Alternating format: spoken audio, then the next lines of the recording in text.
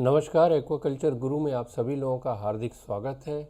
आज का टॉपिक है टैंक प्रोडक्शन मैनेजमेंट। ये वीडियो देखिए, ये हमारे यहाँ का वीडियो है जिसमें हम लोगों ने सफलतापूर्वक एशियन सी बैस का आरएएस में कल्चर किया। तो हम लोग शुरू करते हैं, कुछ पॉइंट्स के यहाँ पर चर्चा की जाएगी। तो शुरुआत करते हैं। Here we go to our first slide. मछली को रखने और उगाने के लिए रीसर्कुलेटिंग सिस्टम के उपयोग के लिए मत्स्य शोधकर्ताओं ने पिछले 5 दशकों से अधिक समय से इसमें रिसर्च किया है और इन प्रणालियों को वाणिज्यिक स्तर पर खाद्य मछली उत्पादन में आगे बढ़ाने का प्रयास पिछले 1 दशक से बहुत नाटकीय रूप से हुआ है। तो ये जो नए सिरे से रुचि आजकल रीसर्कुलेटिंग सिस्टम में लोगों के अंदर डेवलप हुई है, वो उसके कथित लाभों के कारण है। जैसे कि बहुत कम भूमि और बहुत कम पानी की आवश्यकता पड़ती है इसमें, और हम साल भर जो है मछली को उगा सकते हैं, वो भी बहुत अच्छी विकास गति के साथ। उसके जो पर्यावरण का नियंत्रण हमें करना है वो हम बहुत उच्च स्तर का कर सकते हैं।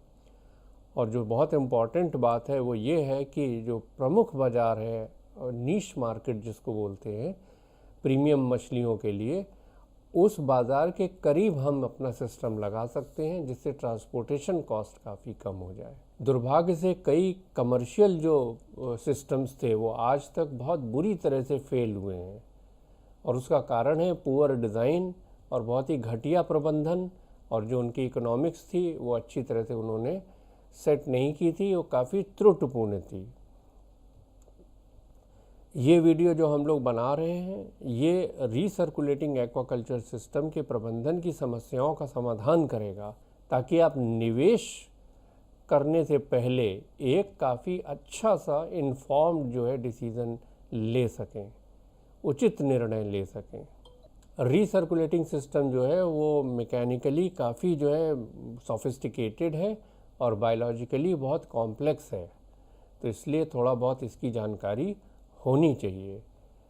पुर्जों की खराबी, खराब पानी की गुणवत्ता, स्ट्रेस, बीमारी, मछली का बेस्वाद हो जाना, ये सब जो है जो खराब प्रबंधन का ये सब नतीजा है, तभी ये सब प्रॉब्लम्स आती हैं।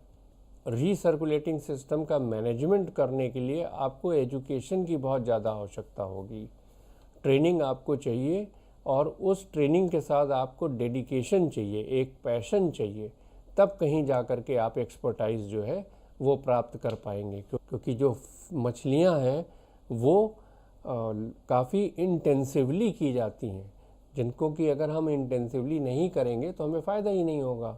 तो 60 केजी पर क्यूबिक मीटर के आसपास ये गहन रूप से करने की नीचे वाली सी स्थिति है। इसके ऊपर बहुत है, 90 किलो 120 किलो प्रति 1000 लीटर भी लोग उगाते हैं। यूँ समझ लीजिए कि अगर हम आपको एक एनालॉजी बताएं, तो आपका जो घर का एक्वेरियम होता है लगभग 80 लीटर का होता है, उसमें आप 5 किलो मछली उगाइए। ये एक एनालॉजी आपको बताइए, तो इससे आपको समझ में आएगा कि कितना ये आसान नहीं है। तो आपको एक रीसर्कुलेटिंग एक्वाकल्चर सिस्टम का अगर मैनेजमेंट करना सीखना है, तो आपको इन सब ऊपर कही गई बातों पर अच्छी तरह से विचार करना होगा। सिस्टम की कार्य प्रणाली के बारे में बात करते हैं। 3 बहुत इम्पॉर्टेंट इसके पॉइंट्स हैं: water flow, backup power source और बायोफिल्टर। तो वाटर फ्लो के बारे में देखिए कि गहन मछली उत्पादन के लिए एक उपयुक्त वातावरण प्रदान करना पड़ता है, और रीसर्कुलेटिंग सिस्टम का मतलब होता है कि पानी को घुमाना। तो एक निश्चित दर पर आपको उसे घुमाना ही पड़ेगा, यही इसकी जान है। उसमें पानी भी है, हवा भी है, ऑक्सीजन भी है। अगर इसमें आप थोड़ा सा भी कमी करते हैं तो ये नुकसान आपको दे जाएगा। दूसरा ये है कि कल्चर टैंक में और बायोफिल्टर में और दूसरी इकाइयों में फिक्स्ड वाटर लेवल्स होने चाहिए, उसमें कमी या ज़्यादा ना हो, और जो भी ऑपरेशन चल रहा है वो पूरा निर्बाध गति से चलना चाहिए। ऑपरेशन को आप बिल्कुल भी रोक नहीं सकते, संचालन लगातार अच्छे दर पर जारी रहना चाहिए। फ्लो में जो रिस्ट्रिक्शन आता है वो पाइप के अंदर या एयर डिफ्यूज़र्स के अंदर बैक्टीरिया, एल्गी और फंगस, इन सब की ग्रोथ की वजह से होता है। और अगर ये ग्रोथ हो जाती है तो पानी का फ्लो फिर जो है कम होने लगता है। तो हम लोगों को ऐसी स्थिति आने ही नहीं देनी है, उसे पीरियोडिकली साफ़ करते रहना है। और इस तरह का पाइप का कभी भी जो है फिटिंग्स आप अपने यहाँ बिल्कुल ना कराइए। जो रिस्ट्रिक्शन ऑफ फ्लो होगा वो टैंक के अंदर पानी को या तो बढ़ा देगा या तो घटा देगा, एरेशन की एफिशिएंसी ख़राब कर देगा, और जो बायोफिल्टर है उसकी जो दक्षता है उस पर बहुत ज़्यादा प्रभाव पड़ेगा। तो इसके लिए ओवर साइज़ पाइप का हम लोग इस्तेमाल कर सकते हैं, और सिस्टम के जो कंपोनेंट्स हैं उन्हें पास पास लगा सकते हैं ताकि जो पाइप की लंबाई हो वो कम से कम हो। टैंक से जो पानी ले जाया जाता है पाइप के ज़रिए, अब वो बहुत जल्दी जो है चोक होने लगते हैं। तो उसका बिल्कुल साफ नतीजा टैंक के अंदर आप देख सकते हैं, क्योंकि टैंक में रीसर्कुलेटिंग सिस्टम है, टैंक में पानी तो आ ही रहा है मगर पूरी तरह से उस रेट से निकल नहीं रहा है, तो फिर उसमें जो है लेवल उठने लगता है। साफ़ करने के लिए प्लम्बर स्नेक आता है जिसमें आप ब्रश अटैच कर सकते हैं, क्लीनिंग पैड, कोई स्पंज, और उससे जो है स्क्रब करके जो है जो फ्लो है उसको वापस ला सकते हैं। ये प्लम्बर स्नेक है, इसका इस्तेमाल करके बड़े आसानी से पाइप साफ़ किया जा सकता है। एरेटर्स वगैरह को, डिफ्यूज़र्स को साफ़ करने के लिए म्यूरेटिक एसिड होता है, इसमें डुबो के आप इसको साफ़ कर सकते हैं, और पीरियोडिक क्लीनिंग करनी ही चाहिए। प्लम्बिंग के किसी भी शॉप में ये एसिड मिलेगा। ये बेसिकली हाइड्रोक्लोरिक एसिड होता है, तो इसलिए इसके इस्तेमाल में काफ़ी सावधानी बरतिएगा।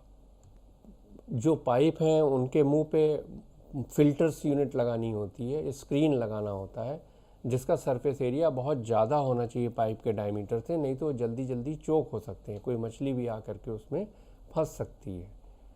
हम लोगों ने अपने यहाँ बनाया है लंबे सिलेंडर की तरह के, तो स्क्रीन आप भी बॉक्स की तरह, सिलेंडर की तरह बना सकते हो, पाइप से अटैच किया जा सकता है, और सरफेस एरिया बहुत ज़्यादा होगा तो ब्लॉकेज होने की संभावना कम होगी। और जो स्क्रीन के मेश का साइज़ हो वो इतना बड़ा हो कि बस मछली उसमें से पार ना हो पाए, जो भी आपके साइज़ की मछली आप कल्चर में कर रहे हैं। अब यहाँ पर हम लोगों ने देखिए इनलेट पाइप में ये फ़िल्टर बना के लगाया है। अगर एक फ़िल्टर लगाएंगे तो चोक होने की जो संभावना होगी, यहाँ पर हमने एक टी लगा दिया है, इस टी में दोनों तरफ हमने एक फ़िल्टर लगा दिए है एक एक, तो इसके चोक होने की संभावना देर से होगी, मगर इसकी क्लीनिंग पीरियोडिकली होगी। ये प्रवाह को मेंटेन रखने के लिए किया गया है, ना कि अपने क्लीनिंग के टाइम को आगे बढ़ाने के लिए। स्क्रीन लगे या फिल्टर यूनिट जो कुछ भी लगे उसे पाइप पर बहुत मजबूती के साथ फिट होना चाहिए, ताकि जब दूसरे कोई काम कर रहे हो तो निकल ना जाए। जैसे क्लीनिंग है, फीडिंग है या हार्वेस्टिंग कर रहे हैं तो उसे निकलना नहीं चाहिए। बैकअप पावर सोर्स ये बहुत ज़रूरी है। हो सकता है आपके यहाँ इतने जल्दी पावर ब्रेकडाउन ना होता हो, लेकिन फिर भी एक छोटा सा भी अगर ब्रेकडाउन हो गया ना तो ये मछली पूरी की पूरी टोटल लॉस हो सकता है, डिज़ास्ट्रस होगा, मतलब विनाशकारी, पूरा कल्चर ही ख़त्म हो जाएगा। एक उदाहरण देखिए कि अगर कोई कल्चर चल रहा है 28 डिग्री सेंटीग्रेड पर और उसमें 90 से 100% सेचुरेशन ऑक्सीजन है, और उसमें 30 केजी मछली है पर क्यूबिक मीटर, और मछलियों का वज़न लगभग 200 से 225 ग्राम है, तो उसमें अनुमानित 135 से 150 मछलियाँ पर क्यूबिक मीटर होंगी। तो अगर इलेक्ट्रिसिटी फेल होती है तो 12 से 15 मिनट के अंदर जो ऑक्सीजन का लेवल है वो 3 से 4 ppm आ जाएगा, जो कि बहुत ही ज़्यादा स्ट्रेसफुल कंडीशन होगी मछली के लिए। इसी जगह अगर मान लीजिए कि उसमें 450 से 500 ग्राम की मछलियाँ हैं और डेंसिटी 120 kg पर क्यूबिक मीटर है, तो लगभग उसमें 240 से 265 मछलियाँ होंगी। उसमें अगर इलेक्ट्रिसिटी फेल होती है तो 5 मिनट के अंदर ये ऊपर वाली स्थिति आ जाएगी। इतना सिग्निफिकेंट है कि हमें कोई बैकअप पावर सोर्स जो है वो रखना पड़ेगा। ये जो पीछे हमने आपको सारी चीज़ें बताई, इससे आप लोगों को समझ में आ जाएगा। इस पर एक सीरियस थॉट दीजिए कि कितना ज़्यादा इम्पॉर्टेंट है बैकअप पावर सोर्स का रिलायबल होना एक रीसर्कुलेटिंग एक्वाकल्चर सिस्टम को सफलतापूर्वक चलाने के लिए। इसलिए जो सिस्टम्स हैं उनको डिज़ाइन करते समय उसमें ऑटोमेटिक जो बैकअप कंपोनेंट्स हैं वो ज़रूर होने चाहिए, या कम से कम ऐसा कुछ हो कि अगर लाइट जाए तो एक बटन आप दबाएं और पूरा सिस्टम जो है बैकअप का ऑन हो जाए। इस तरह की चीज़ें आती हैं जो जनरेटर में लग जाती हैं, ये जनरेटर को अपने आप ऑन कर देती हैं, अपने आप लाइट आने पर ऑफ़ कर देती हैं। इससे अच्छी अच्छी चीज़ें भी मार्केट में उपलब्ध हैं, आप कोई भी ले सकते हैं, मगर ये आपको लगाना होगा। अगर ये सब चीज़ें नहीं लग सकती तो कम से कम ऑटोमेटिक अलार्म लगाया जा सकता है जो फार्म पर बता दे कि लाइट चली गई है, या फ़ोन अलार्म भी आप लगा सकते हैं जिससे आपके किसी दूर की पर्सन को पता चल जाए कि फार्म पर बत्ती नहीं है और वो बता सके कि अल्टरनेटिव अरेंजमेंट फटाक से ऑन कर दिया जाए। ये काम टैंक के लेवल में भी सेंसिंग लगाई जा सकती है कि अगर टैंक में पानी का लेवल कम हो रहा है या ज़्यादा हो रहा है तो इस पर भी अलार्म बज जाए। आजकल तो ये सब चीज़ें बहुत आसान है। एक बड़ी साधारण सी यूनिट बाज़ार में उपलब्ध है जो फार्म पर लाइट जाते ही अलार्म आपको बजा के सुना देगा। यह रिमोट एरिया में भी आपको बता देगा। ये जीएसएम सिस्टम पर काम करता है, इसमें सिम कार्ड लग जाएगा तो ये जो नंबर आप सेव करेंगे वहाँ पर बता देगा कि लाइट चली गई है, या जो भी अलार्म आप सेट करेंगे उस हिसाब से ये इन्फॉर्मेशन दे देगा। और अंत में आपको एक बहुत आसान सा बैकअप सिस्टम बताते हैं ऑक्सीजन के लिए। इसमें आपके पास एक ऑक्सीजन सिलेंडर होना चाहिए, लगभग 7000 लीटर का आता है, जिसमें कंप्रेस्ड ऑक्सीजन भरी रहती है। उसके साथ एक सोलोनॉइड वाल्व इलेक्ट्रिकली ऑपरेटेड होता है, वो जोड़ना पड़ेगा। जैसे ही लाइट जाएगी वो ऑटोमेटिक सोलोनॉइड वाल्व खुल जाएगा और टैंक में ऑक्सीजन अपने आप चालू हो जाएगी। आप पहले से वो सिस्टम बना के रखिए एरेटर और एरॉक्सी ट्यूब से। तो लाइट चली गई है कोई बात नहीं, अभी जनरेटर चल जाएगा, तब तक टैंक में ऑक्सीजन जो है वो पर्याप्त रहेगी, कम से कम मछली मरने नहीं पाएगी। ये हमारे यहाँ कुछ बैकअप में सोलोनॉइड भी रखे हुए हैं, ये 1 इंच वाला है, या आधे इंच वाला है, और ये उससे भी छोटा है। ये सब बाज़ार में आसानी से उपलब्ध है। इनको लगा करके एक बैकअप सिस्टम बनाया जा सकता है। बायोफिल्टर सभी लोगों को पता है कि ये बहुत ही इम्पॉर्टेंट फीचर है, जिसमें बैक्टीरिया होते हैं जो ऑक्सीजन के प्रेजेंस में अमोनिया का निस्तारण करते हैं। ये हमारे यहाँ एक छोटा बायोफिल्टर है। इसका ब्राउन कलर इस बात का सूचक है कि इसमें बहुत अच्छी संख्या में बैक्टीरिया बन गए हैं, नाइट्रोसोमोनास और नाइट्रोबैक्टर। लेकिन ये सिस्टम अच्छा तो चलता है लेकिन काफ़ी फ्रेजाइल होता है। कभी कभी बिना किसी कारण इसमें बैक्टीरिया की संख्या कम हो जाती है। अब बैक्टीरिया जो है वो ग्रो करते हैं, मल्टीप्लाई करते हैं, बाद में मरते हैं, ये चक्र इसमें चलता रहता है। लेकिन कभी ऑक्सीजन की कमी हो जाए या ऑक्सीजन बंद हो जाए या डेफिशिएंसी हो जाए तो उसमें जो है इन बायोफिल्टर का जो एफिशिएंसी है वो कम हो जाती है, उसमें बैक्टीरिया की संख्या कम हो जाती है। बायोफिल्टर अगर किसी तरह काम करना बंद कर दे या कम काम करे तो उसे दोबारा शुरू करने के लिए कभी कभी हफ्तों लग जाते हैं या महीना भी लग सकता है, क्योंकि बैक्टीरिया फिर उसमें कॉलोनाइज होगा, वो ग्रो करेगा। इसका जो रेजिस्टेंस टाइम है वो थोड़ा ज़्यादा होता है, और ये लो डिजॉल्व ऑक्सीजन को, लो एल्कलिनिटी को, लो या हाई पीएच को, हाई कार्बन डाइऑक्साइड को, कोई केमिकल ट्रीटमेंट को, ऑक्सीजन डिप्लीशन को, इन सब को बहुत ज़्यादा सेंसिटिव है। बहुत अच्छे से जो चेंजेस होते हैं उनको ले नहीं पाता है ये। और ये कंपोनेंट जो है वो आरएएस का हार्ट है, और इसको बहुत ज़्यादा अच्छी तरह से केयर करनी चाहिए हाईएस्ट प्रायोरिटी पर, ताकि ये अच्छी तरह से फंक्शन करे। तो ये रहा कुछ चीज़ें हम लोगों ने आपसे शेयर की। अगर आपने कुछ नया हासिल किया है तो कृपया से लाइक करें, शेयर करें, सब्सक्राइब करें। आपका बहुत बहुत धन्यवाद।